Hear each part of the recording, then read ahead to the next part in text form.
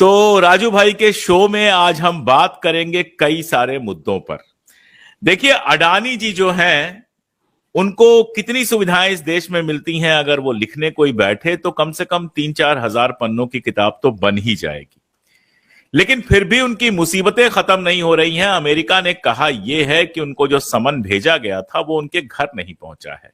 मतलब दिल्ली तक तो समन आया, लेकिन दिल्ली से गांधीनगर पहुंचने में उसको बहुत ज्यादा वक्त लग रहा है। हालांकि खबर यह मिली थी कि वो गांधीनगर भी पहुंच गया है, लेकिन गांधीनगर से उनके दरवाजे तक जाने की हिम्मत जुटाने में शायद लोगों को वक्त लग रहा है। और ये सब जब चल रहा है तो बिहार चुनाव को लेकर भी बहुत सारी बातें हो रही हैं। चूंकि राजू भाई हैं तो उस पर बात होगी कि महाराष्ट्र चुनाव में ये मोबाइल वाला आइडिया क्यों नहीं आया। अचानक बिहार वाले चुनाव में मोबाइल का आइडिया कहां से आ जाता है कि मोबाइल से वोटिंग होगी।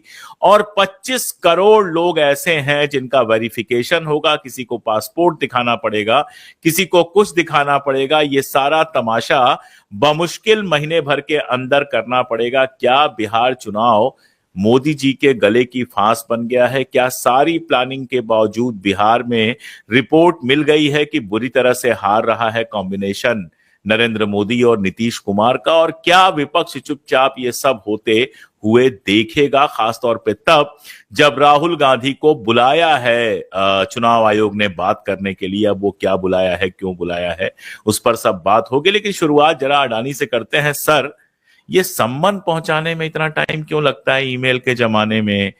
मतलब मर्सिडीज दौड़ती है अहमदाबाद में, बसें दौड़ती हैं, कारें दौड़ती हैं, बाइक से जाके दिया जा सकता है। ये सम्मन पहुंचाने में इतना लेट क्यों हो रहा है?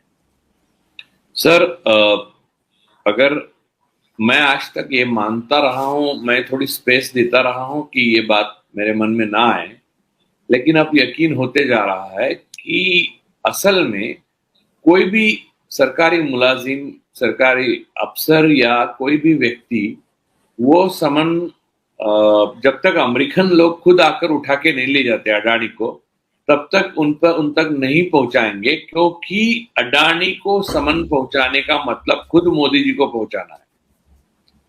तो आप प्रधानमंत्री को जो बैठा है कुर्सी में, उनको समन कैसे पहुंचाएंगे? एक बात। दूसरी बात यह है सर कि अडानी को जो खैरात में दिया जा रहा है वो इतना ज्यादा है कि कोई एक उद्योगपति जिसको सेंस है, उद्योग कर रहा है, वो इतना नहीं ले सकता, क्योंकि उतना पचा ही नहीं सकता सर, इतना मैनेजमेंट ही नहीं कर सकते आप इतनी चीजों का। तो बात यह है कि मोदी जी अपने हाथ के नीचे